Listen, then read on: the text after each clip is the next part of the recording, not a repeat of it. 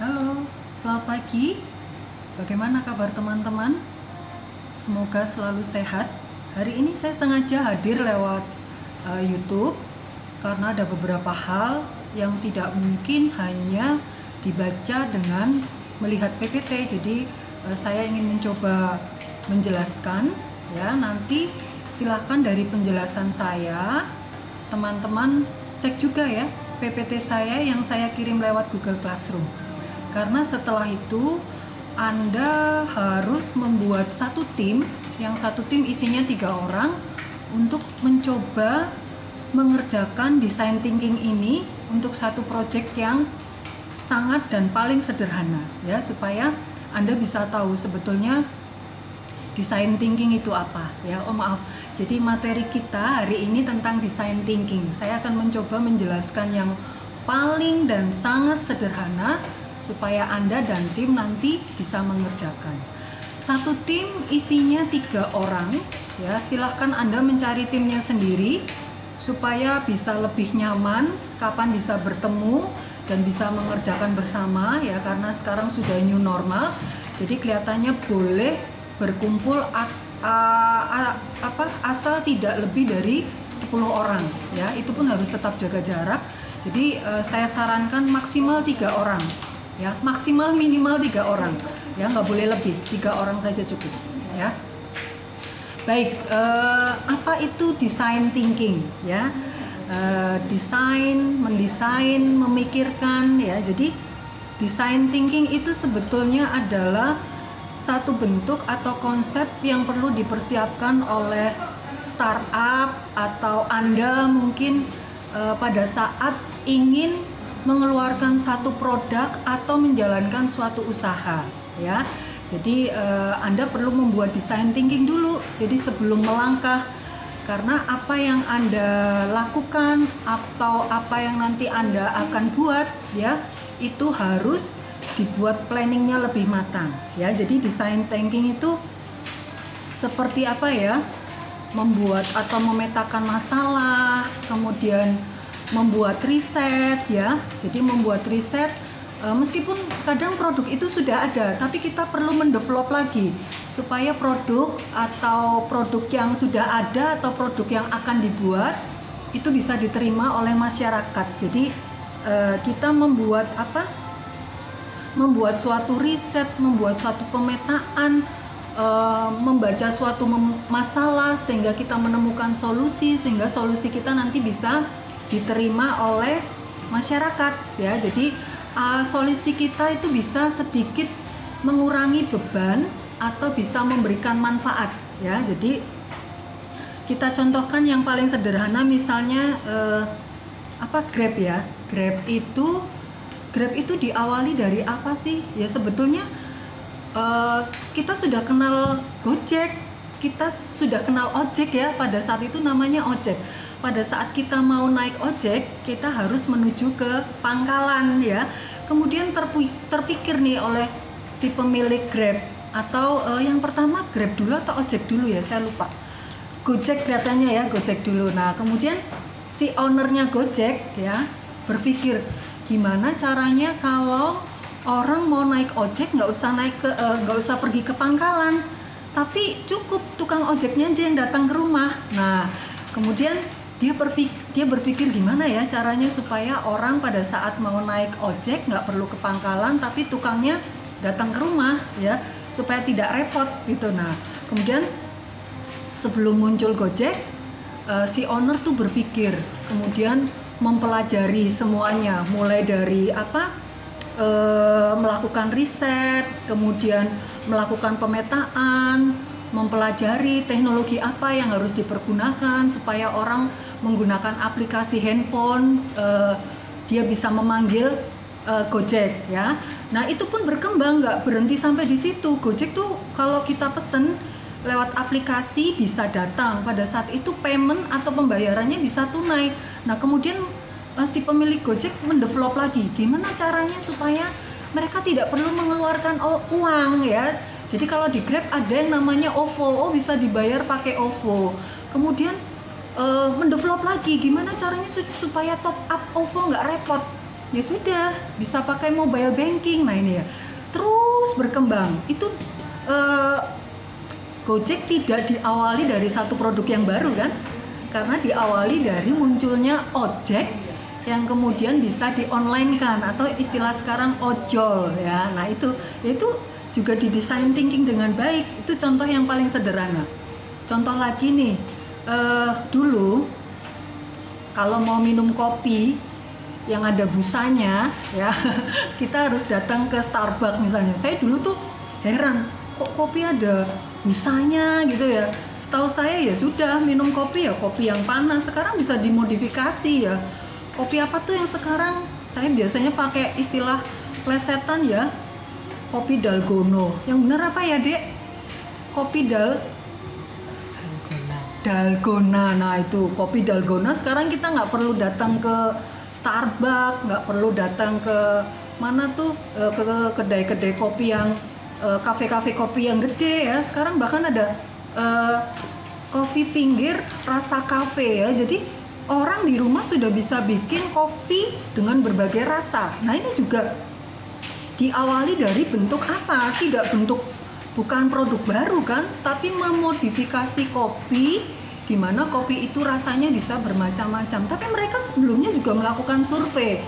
Jadi pemilik ya, sekarang kopi ada di mana-mana tuh dengan beraneka rasa. Ada yang ada busanya, ada kopi rasa mint, rasa stroberi ya.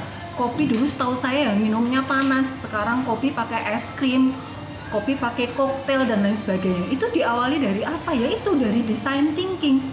Karena si owner yang pemilik kafe-kafe itu berusaha mencari apa sebetulnya keinginan dari masyarakat yang sekarang. Oh, masyarakat kalau mau minum kopi di Starbucks ada satu tujuan bahwa gengsinya agak naik ya.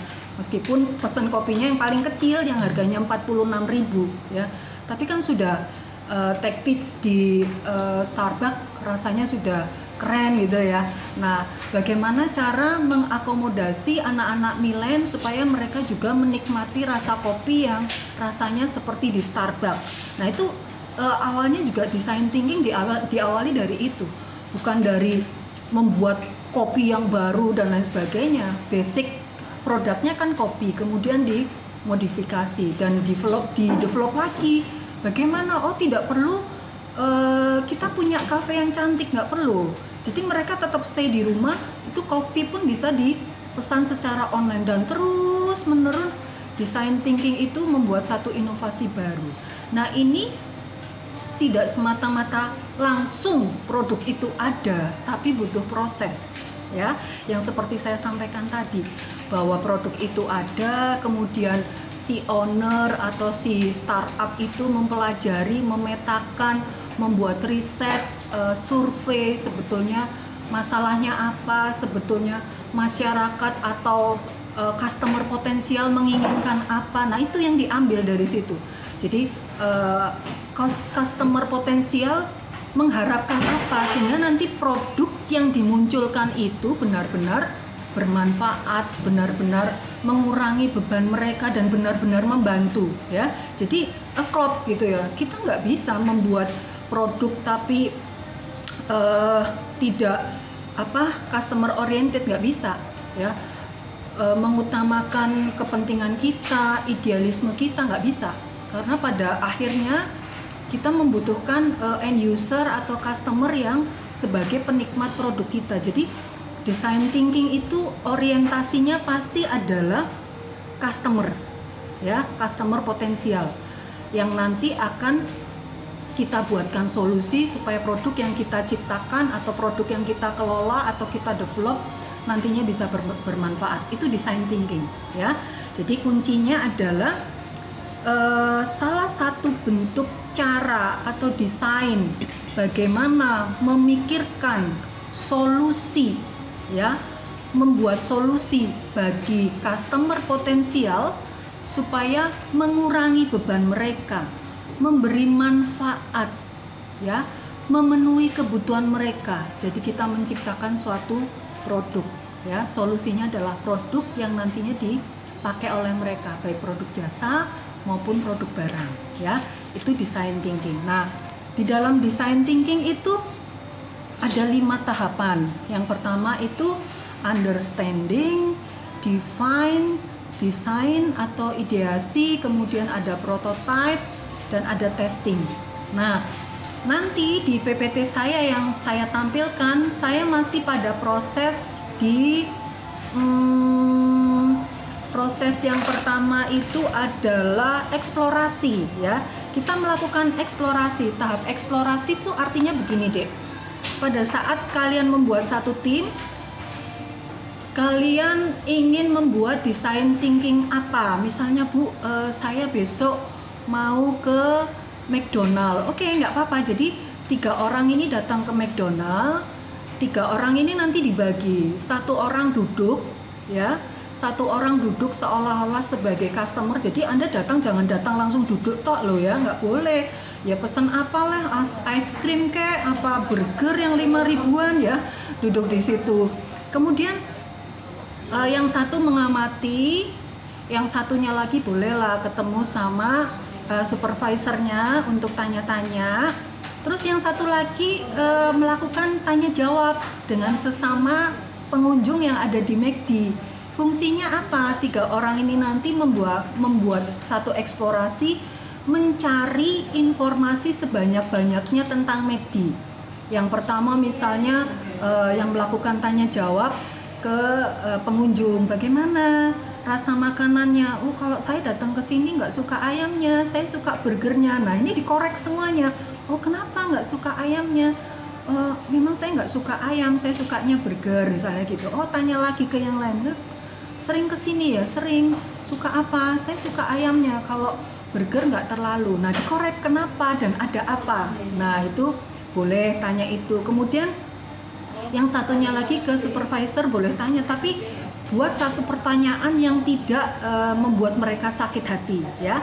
Buat satu pertanyaan di mana menginterview mereka sehingga mereka mengeluarkan semua unek-uneknya ya. Bagaimana kunjungan hari ini? Oh ya, di masa pandemi ya ini sepi gitu ya.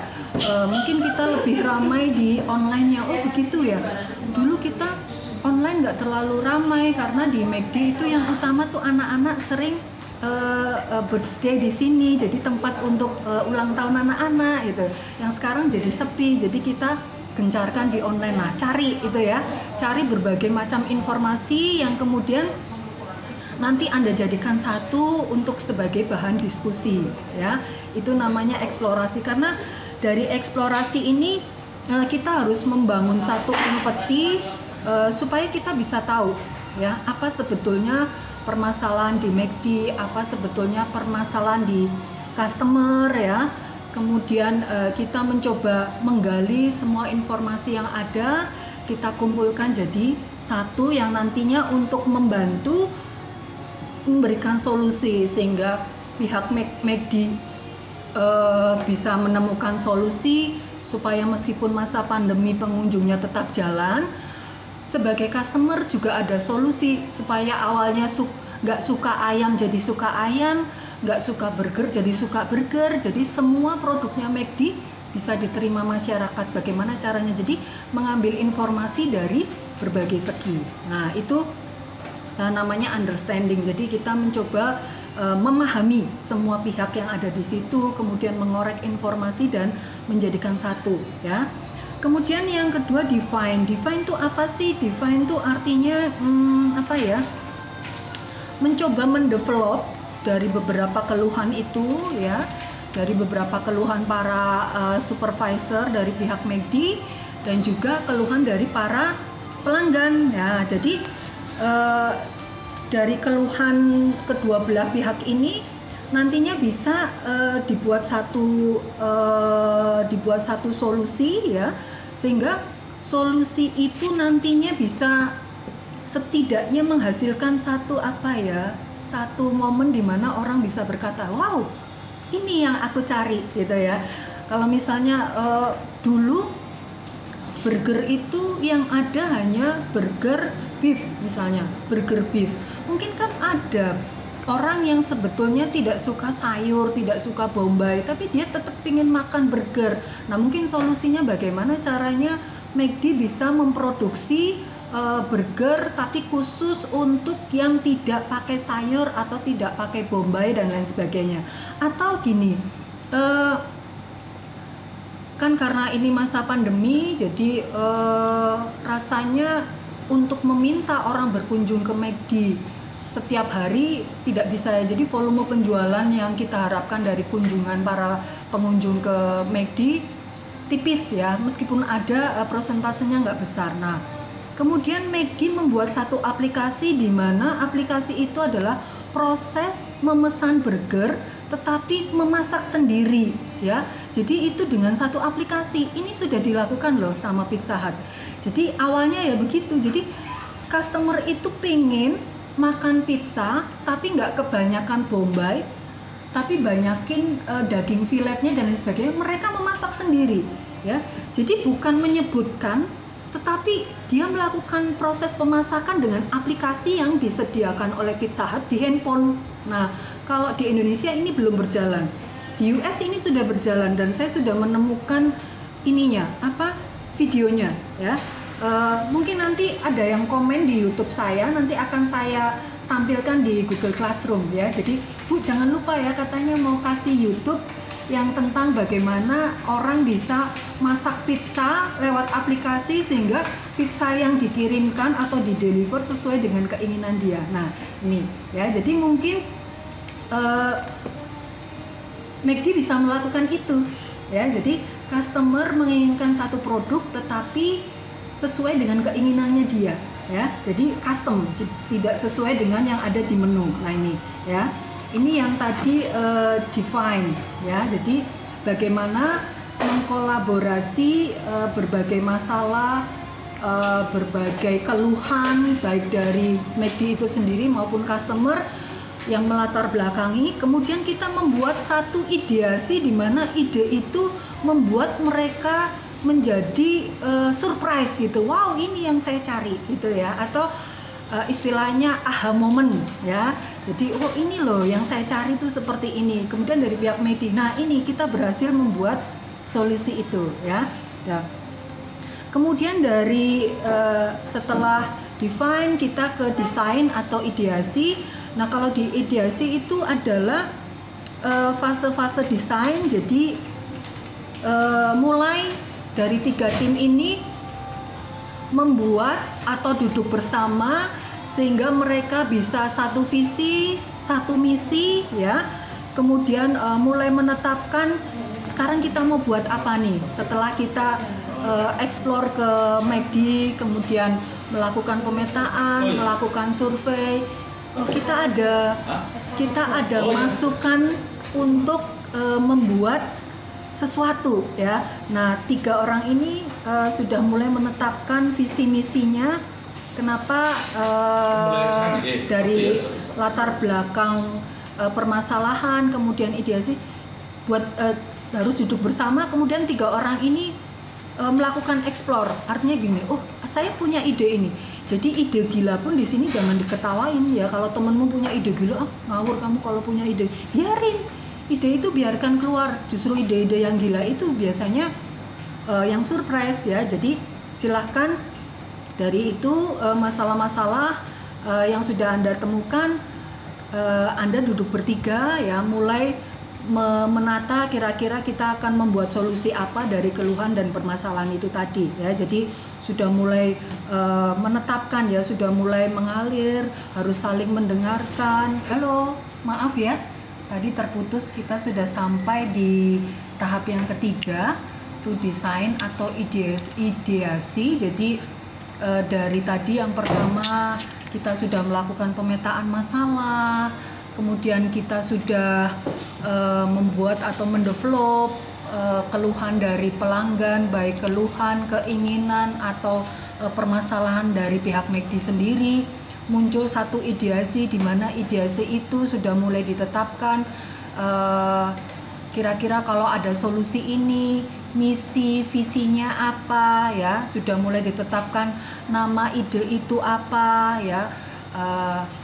3 anggota tim itu sudah mulai duduk bersama ya, berdiskusi. Dan yang keempat adalah prototype. Jadi prototype itu semacam bisnis plan, itu hasil kumpulan dari brainstormingnya anggotanya tadi ya. Jadi sudah mulai memikirkan bisnis plan-nya seperti apa, dibuat prototype, artinya nanti marketingnya bagaimana, operasionalnya seperti apa, finance-nya bagaimana, bagaimana cara mendevelopnya.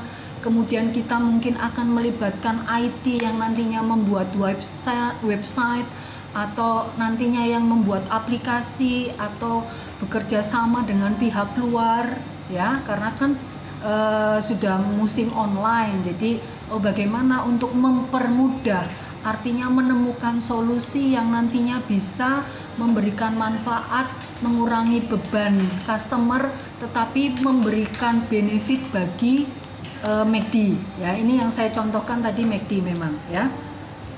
Kemudian di prototype itu silahkan Anda bertiga membuat satu bisnis plan ya, mulai dari modal yang dibutuhkan berapa untuk mengelola itu ya. Jadi Anda sebetulnya kalau di sini membuat satu sistem ya, satu sistem atau solusi. Kalau yang tadi berhubungan dengan produk, mungkin kalau yang berhubungan dengan produk mungkin akan melibatkan chef misalnya gitu, melibatkan chef supaya bisa mengelola ayam yang tadinya tidak disukai orang itu jadi suka, orang yang awalnya nggak suka ayam jadi suka, orang yang tadinya nggak suka burger jadi suka, orang yang tadinya rewel kalau beli burger nggak pakai bombay, nggak pakai sayur, sekarang dia mau menerima semuanya. Nah itu, jadi banyak hal yang harus dipikirkan. Jadi kemungkinannya banyak. Keluarkan semua, kemudian membuat skala prioritas. Kelihatannya ini mungkin, oke kita ambil. Ini mungkin kita ambil, dibuat prototipenya. Jadi awal pergerakannya bagaimana ya, modal, kerjasama, teknologi, mempertimbangkan kultur, budaya, kebiasaan, aplikasi ya. Zaman milenial sekarang tuh nggak mau orang menunggu, bahkan kalau sudah online pun dia juga nggak mau menunggu ya. Semakin cepat semakin baik ya, itu ya, itu yang perlu dilakukan. Jadi prototipenya itu bagaimana bisa go to market. Kemudian setelah prototipe itu jadi, kalian bertiga melakukan satu tes ya, tes kecil. Misalnya tidak harus dipublish dulu ya, jangan dipublish dulu. Kalau dipublish dulu nanti direplik sama orang lain ya, kalau ini memang serius mau ngelola McD ya. Atau Anda diminta untuk membuat desain thinkingnya McD. Jadi review atau testingnya dilakukan di komunitas atau member kecilnya McD yang paling terpercaya. Bisa diambil dari contoh customer yang rutin setiap hari beli, atau dia akan objektif membuat satu input ya, jangan dikeluarkan semua, tidak, tapi di situ kan ada satu list ya. Apalagi kalau di online tuh bisa ketahuan yang rutin beli nih, misalnya si A, A ini setiap hari Jumat pasti beli ice cream, si B ini setiap hari Sabtu beli ayam. Mungkin bisa dilakukan testing ke mereka ya, misalnya kita punya sistem baru loh. Jadi Anda kalau mau beli McD nggak perlu datang ke sini, bisa masak sendiri lewat aplikasi dan dikirim ke kami. Nanti produk yang Anda minta sesuai dengan yang dimasak atau di custom lewat aplikasi handphone misalnya gitu. Atau mungkin kita punya menu baru loh, kira-kira bagaimana ya, buat orang yang sebagai testimoni itu senyaman mungkin, sehingga mereka bisa terbuka, bisa membuat satu masukan yang baik ya. Setelah mereka membuat masukan, hasil masukan itu juga tetap dievaluasi loh ya, apa yang perlu diperbaiki lagi sebelum hasil design thinking itu dipublikasi atau dijalankan ya.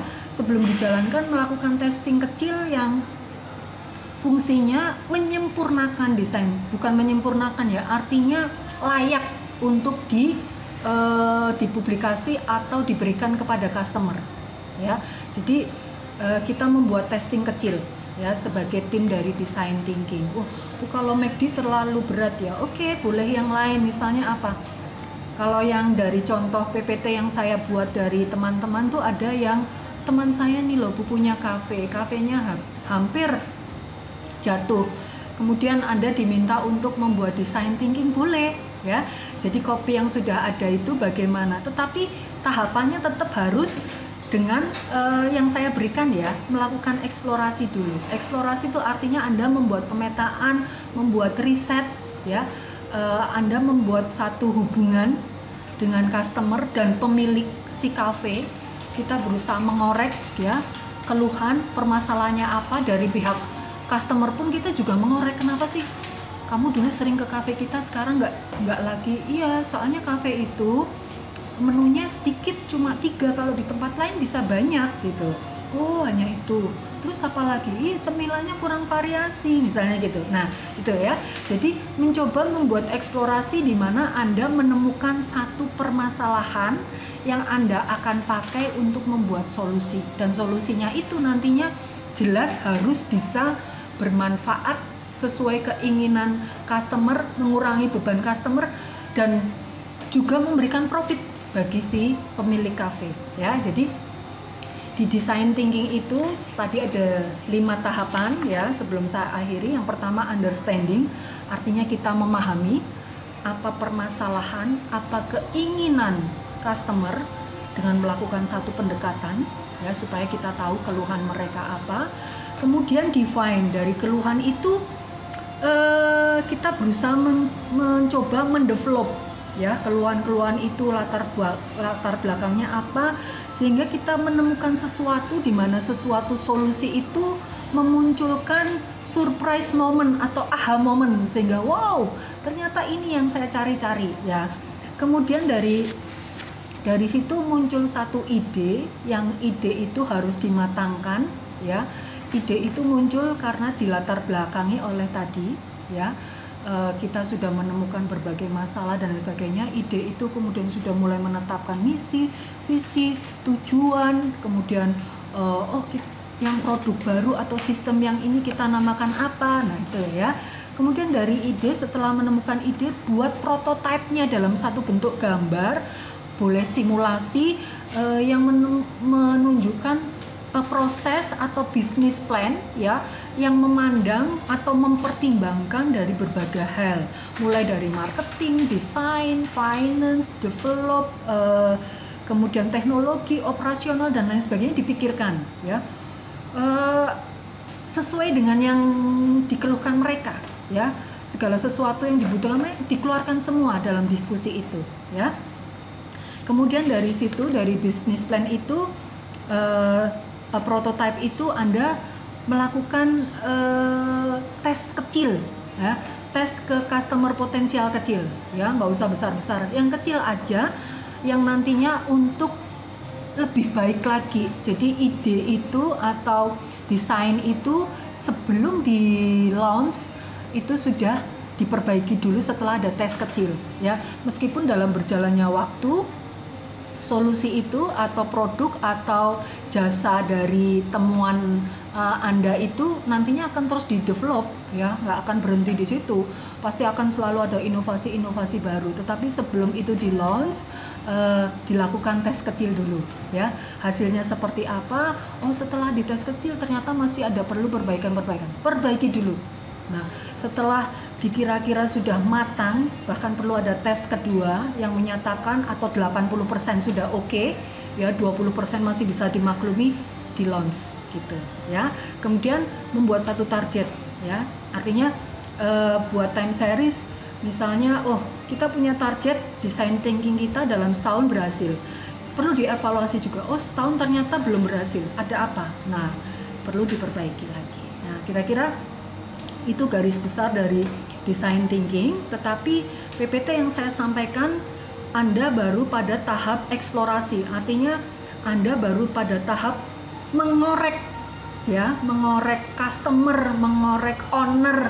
Bahkan Anda bisa stay di situ mempelajari apa sebetulnya yang dibutuhkan, apa sebetulnya keinginan customer. Ingat ya, tetap customer oriented, nggak boleh menggunakan ego kita, idealisme kita. Oh, saya maunya mengeluarkan produk ini, saya maunya membuat sistem ini, nggak bisa ya. Jadi produk, solusi, produk dan jasa itu yang Anda buat itu harus sesuai dengan keinginan, kebutuhan customer, sehingga di akhir memang benar-benar bermanfaat dan mengurangi beban customer. Ya, kira-kira ini yang saya sampaikan. Kalau ada pertanyaan, silakan Anda komen, jangan lupa ya. Bukti kehadiran Anda adalah apabila Anda like, subscribe, dan komen. Sebutkan nama, NIM-nya, karena saya kesulitan kalau Zoom ya. Kalau Zoom yang datang siapa tiba-tiba keluar, datang lagi dan lain sebagainya. Tapi kalau lihat YouTube saya bisa mendetek siapa yang aktif. Kemudian kalau ada pertanyaan boleh ya. Kalau pertanyaannya tergesa boleh japri ya. Kalau Bu Tere jawabnya lama pasti akan terjawab ya. 1 kali 24 jam saya akan jawab ya. Tahap pertama buat kelompok dulu, satu kelompok 3 orang. Aktivitinya apa? Ambil objek mana yang akan Anda pakai sebagai objek untuk design thinking ini. Aktivitas yang pertama adalah melakukan eksplorasi. Slot di tugas Google Classroom akan saya buka dengan title Design Thinking Eksplorasi ya. Jadi Anda nanti akan sajikan di eksplorasi sudah sampai pada tahap apa. Oke ya, jelas? Kalau tidak jelas, jangan lupa komen di bawah. Terima kasih, selamat pagi.